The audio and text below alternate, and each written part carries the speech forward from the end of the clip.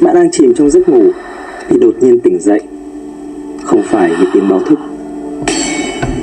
Mở mắt ra, bạn thấy mình nằm bất động trên giường. Cảm giác như có một lực nặng nề đè lên ngực, khiến bạn không thể cử động. Cố gắng để mở miệng cầu cứu, nhưng không thể phát ra bất kỳ âm thanh nào. Cùng lúc đó, bạn cảm nhận rõ ràng sự hiện diện của một thứ gì đó đang đến gần, giống như một bóng ma mờ ảo, và bạn không thể phản ứng kịp. Tay chân như đóng băng, không thể di chuyển. Bạn cố gắng hét lên, chạy trốn, nhưng tất cả chỉ là vô vọng. Một thế lực đang áp chế bạn. Đây chính là trải nghiệm mà nhiều người gọi là bóng đè. Một hiện tượng thường được kể lại một cách bí ẩn, nhưng hoàn toàn có thể lý giải được dưới góc nhìn khoa học. Ngay cả chuyện bạn dường như đã gặp ma. Vì sao?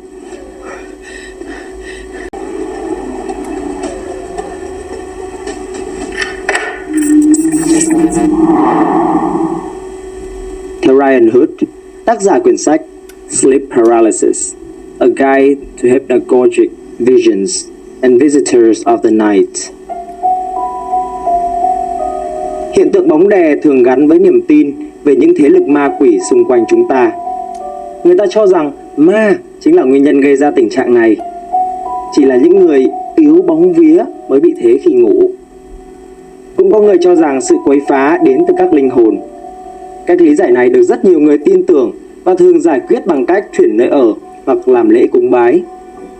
Nhiều nơi khác trên thế giới cũng có niềm tin về một thế lực siêu nhiên muốn phá hỏng giấc ngủ của con người.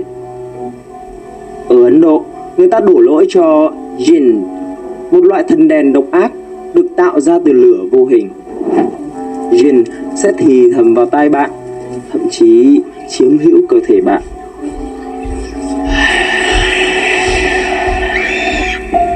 Ở Ý, người ta đổ lỗi cho Panda Feche, một con mèo khổng lồ. Theo truyền thuyết địa phương, Panda Feche sẽ nhẹ nhàng bò lên giường, dùng sức nặng của cơ thể để đè và cướp đi hơi thở của con người, làm chúng ta rơi vào trạng thái tê liệt. Ở một số nơi khác, hiện tượng bóng đè còn được giải thích bằng những câu chuyện bắt cóc của người ngoài hành tinh. Nhìn chung, mỗi nền văn hóa lại hình thành nhiều lời giải thích khác nhau về hiện tượng bóng đè. Tuy nhiên, khoa học lại có cách lý giải khác. Vậy bóng đè theo khoa học là gì? Hiện tượng này được các chuyên gia y tế nghiên cứu từ năm 1867. Trong tiếng Anh, bóng đè gọi là sleep paralysis, theo tác giả Brian Sharpless và Carl Drogemes, viết trong cuốn sách Sleep Paralysis: Historical, Psychological and Medical Perspective. Tê liệt khi ngủ là cảm giác tạm thời không thể di chuyển hoặc nói khi chuyển từ trạng thái ngủ sang trạng thái thức, hoặc ngược lại. Ngoại trừ mắt và hô hấp, các chuyển động cơ đều ngừng hoạt động. Người gặp hiện tượng này sẽ có cảm giác như bị ai đó đè chặt lên lồng ngực, khiến cho họ khó thở. Một số người bị bóng đè còn mô tả rằng họ cảm nhận được sự nguy hiểm trong không gian, như có ai đó đang tiến lại gần. Một số khác cho biết họ còn có cảm giác đang bay hay dính chặt vào giường.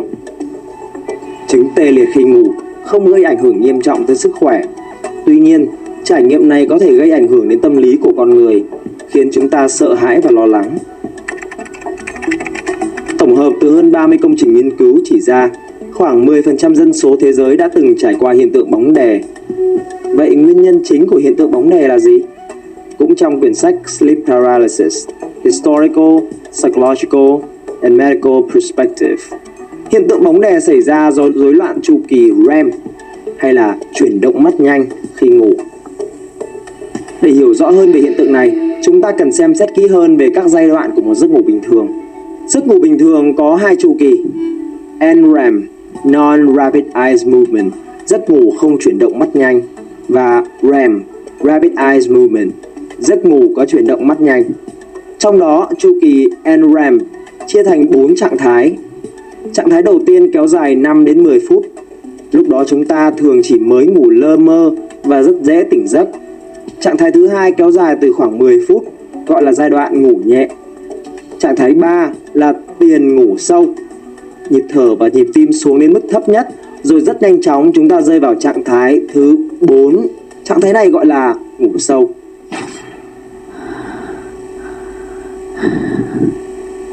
Thở đều, tư thế nằm gần như không thay đổi.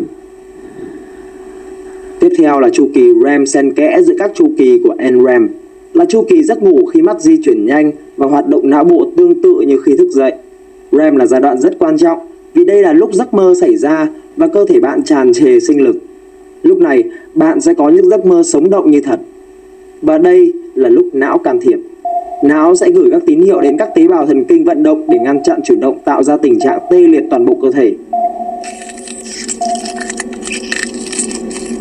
Vậy vì sao não phải khiến chúng ta tê liệt như vậy? Trong giấc mơ, bạn có thể thấy mình đang trong những tình huống nguy hiểm như đánh nhau với một người lạ mặt. Cảm giác tức giận và căng thẳng khiến bạn dùng hết sức lực để tấn công đối thủ. Lúc này, nếu cơ thể không bị tê liệt thì bạn có thể lao ra khỏi giường, hành động một cách không kiểm soát. Điều này có thể gây nguy hiểm cho cả chính bạn và người xung quanh. Và việc làm tê liệt cơ thể đóng vai trò như một biện pháp để cho cơ thể nghỉ ngơi, vừa ngăn bạn không làm tổn thương bản thân và người khác trong khi mơ. Giai đoạn này thường xảy ra sau khi chúng ta đã ngủ một thời gian, và càng nhiều giai đoạn REM thì giấc ngủ càng sâu. Thông thường, con người thức dậy khi não của họ đang không ở trong giai đoạn REM, nhưng đôi khi chu kỳ ngủ bị rối loạn và con người thức dậy khi đang trong giai đoạn REM. Đây là nguyên nhân của hiện tượng bóng đè. Bóng đè xảy ra khi não bạn đã thoát khỏi những cơn mơ, nhưng cơ thể của bạn thì chưa, và nó vẫn tê liệt. Sự lệch pha này dẫn đến hiện tượng tâm trí tỉnh táo nhưng cơ thể lại không thể cử động.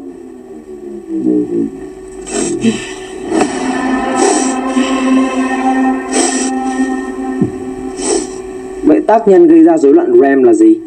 Theo tạp chí Journal of Clinical Sleep Medicine, có nhiều yếu tố gây ra rối loạn giấc ngủ REM, chẳng hạn như mất ngủ, lo âu và căng thẳng. Những yếu tố này làm gián đoạn chu kỳ giấc ngủ, đặc biệt là giai đoạn REM. Nếu bạn mất ngủ, các giai đoạn ngủ sẽ bị đảo lộn. Bạn có thể không có đủ thời gian để bước vào giai đoạn REM hoặc bị gián đoạn khi đang trong nó. Đồng thời khi thiếu ngủ, cơ thể sẽ cố gắng bù đắp bằng cách làm cho các giai đoạn REM dài hơn và dày đặc hơn. Điều này có thể dẫn đến rối loạn và tăng khả năng gặp hiện tượng bóng đè. Tác nhân thứ hai dẫn đến rối loạn REM là lo âu. Lo âu làm cho hệ thần kinh hoạt động quá mức, ngay cả khi bạn đang ngủ. Điều này có thể khiến giai đoạn REM kéo dài hoặc ngắt quãng, gây nên bóng đè. Còn căng thẳng sẽ làm tăng lượng cortisol và các hormone stress khác trong cơ thể. Những hormone này có thể gây ảnh hưởng đến khả năng điều chỉnh giấc ngủ. Vậy vì sao chúng ta nghĩ rằng mình thấy ma khi trải nghiệm qua hiện tượng bóng đè? Nhiều người mô tả họ có cảm giác khó thở, bị bóp cổ hay nhìn thấy có người trong phòng, cơ thể đang bay ra ngoài. Vậy những hiện tượng có vẻ đáng sợ này do đâu mà có? Trong quá trình REM, cơ thể ngăn chặn các chuyển động để con người mơ an toàn, cũng đồng thời loại bỏ sự tự kiểm soát hơi thở. Bạn sẽ thở nông và nhanh hơn. Bạn sẽ nhận nhiều khí carbonic và gặp các sự tắc nghẽn nhỏ trong đường hô hấp. Khi bóng đè, sự kết hợp phản ứng sợ hãi của cơ thể trước sự tấn công của một sinh vật xấu xa và việc não bị đánh thức khi đang ở trong trạng thái REM sẽ kích hoạt một phản ứng đòi hỏi nhiều oxy hơn. Điều này khiến bạn cảm thấy cần phải thở gấp để lấy không khí. Tuy nhiên, cơ thể lúc này đang trong trạng thái REM nên bạn không thể điều khiển việc hô hấp của mình. Kết quả là bạn sẽ cảm thấy như bị nghẹt thở khi đang ngủ. Trong giai đoạn REM, cơ ngực của bạn cũng bị tắt, ngoại trừ cơ hoành. Đó là lý do mọi người cảm thấy như bị ai đó đè lên ngực. Tê liệt khi ngủ cũng là lúc các cơ điều khiển miệng không hoạt động nên bạn không thể nào kêu cứu được. Còn về những bóng ma bí ẩn thì sao? Nhà khoa học thần kinh Jala tại khoa tâm lý Đại học Harvard đã chỉ ra một số nguyên nhân. Đầu tiên, não bộ sử dụng lối tắt nhận thức. Khi bạn bị bóng đè, não bộ không nhận được đầy đủ phản hồi từ cơ thể. Để tiết kiệm năng lượng và xử lý thông tin một cách nhanh chóng, não bộ sử dụng các lối tắt nhận thức. Các lối tắt này cho phép não tạo ra những hình ảnh đơn giản thay vì hình ảnh chi tiết, chẳng hạn như bóng ma, bởi vì việc vẽ ra những hình ảnh đơn giản yêu cầu ít năng lượng hơn là xây dựng những hình ảnh chi tiết với màu sắc và khuôn mặt rõ ràng. Lúc này, con người sẽ nhìn thấy những hình ảnh mờ nhạt, không rõ ràng và thường cho rằng đó là những bóng ma. Tiếp theo là sự gián đoạn trong nhận thức về bản thân. Các nhà khoa học lý giải rằng đây chỉ là ảo giác khi sự tỉnh táo và giấc mơ va chạm vào nhau. tạo nên một sự rối loạn tiềm thức. Ngã ba thái dương đỉnh là vùng não quan trọng giúp xây dựng hình ảnh cơ thể và phân biệt giữa bản thân với người khác. Trong giấc ngủ REM, khu vực này bị gián đoạn, làm cho cảm giác về bản thân trở nên mơ hồ. Khi não bộ không thể phân biệt rõ ràng giữa bản thân và thế giới bên ngoài, cảm giác về cơ thể bạn sẽ bị mất đi. Bạn có thể sẽ tưởng tượng ra những sinh vật như ma hoặc nhìn thấy bản thân từ góc nhìn của người khác vì ranh giới giữa bạn và thế giới bên ngoài trở nên mờ nhạt, dẫn đến việc não bộ tạo ra hình ảnh ma quái. Kết quả là xuất hiện những hình ảnh ảo giác kỳ lạ, như bạn có thể thấy tay chân mình bay trong không khí hoặc cơ thể mình chìm xuống giường. Thậm chí bạn còn có cảm giác cơ thể bay ra ngoài hoặc nhìn thấy ai đó trong phòng đang tiến lại mình. Thứ ba là khả năng kể chuyện của não. Não bộ có khả năng liên kết các sự kiện và cảm giác không rõ ràng thành một câu chuyện mạch lạc. Khi bị tê liệt, bạn có thể trải qua các cảm giác kỳ lạ như áp lực trên ngực hoặc khó thở. Não bộ sẽ kết nối những cảm giác này và tạo ra một suy luận rằng chúng không thể xảy ra đồng thời một cách ngẫu nhiên được. Do đó não bộ tạo ra một câu chuyện về việc chúng ta bị bóng ma tấn công dựa trên những ký ức và kinh nghiệm trước đó. Chẳng hạn như có người đang bóp cổ bạn, biến các cảm giác kỳ lạ thành một trải nghiệm về các thế lực siêu nhiên, nghe có vẻ hợp lý. Cuối cùng là biến động hóa học trong não bộ. Trong trạng thái tê liệt khi ngủ, nồng độ serotonin trong não có thể gia tăng. Đây là một chất dẫn truyền có tác dụng điều chỉnh tâm trạng và tỉnh táo, có thể kích thích các thụ thể serotonin 2A trong não, dẫn đến trải nghiệm ảo giác. Sự kích thích quá mức của thụ thể serotonin sẽ dẫn đến cảm giác sợ hãi và tạo ra hình ảnh ma quái, làm cho trải nghiệm tê liệt khi ngủ trở nên đáng sợ hơn. Vậy đâu là giải pháp để hạn chế hiện tượng bóng đè? Theo tiến sĩ Dimitrio, người sáng lập Mental Park Psychiatry and Sleep Medicine, bóng đè là một hiện tượng rối loạn giấc ngủ không gây tổn hại đến cơ thể. Nhưng việc liên tục rơi vào tình trạng này có thể dẫn đến những nguy hại với sức khỏe như suy nhược thần kinh, mệt mỏi, tâm trạng bất ổn. Đến nay, vẫn chưa có phương thuốc chữa trị hữu hiệu cho tình trạng tê liệt khi ngủ, ngoại trừ một vài trường hợp có phản ứng tốt với thuốc chống trầm cảm. Do đó, cách hạn chế tốt nhất là xây dựng một lối sống lành mạnh. Điều quan trọng nhất là bạn phải ngủ đủ giấc, không dưới 7 đến 8 tiếng một ngày. Bạn cũng cần tạo thói quen khi đi ngủ đúng giờ để tránh rối loạn giấc ngủ. Khi ngủ phải có tư thế nằm ngủ thoải mái, làm cho toàn bộ cơ bắp thư giãn, đầu không vẹo lệch, quần áo phải rộng rãi, buồng ngủ phải thoáng khí. Bên cạnh đó, ăn uống điều độ, tham gia các hoạt động giải trí, thể thao, tránh căng thẳng khi ngủ cũng là cách để bạn hạn chế tê liệt khi ngủ.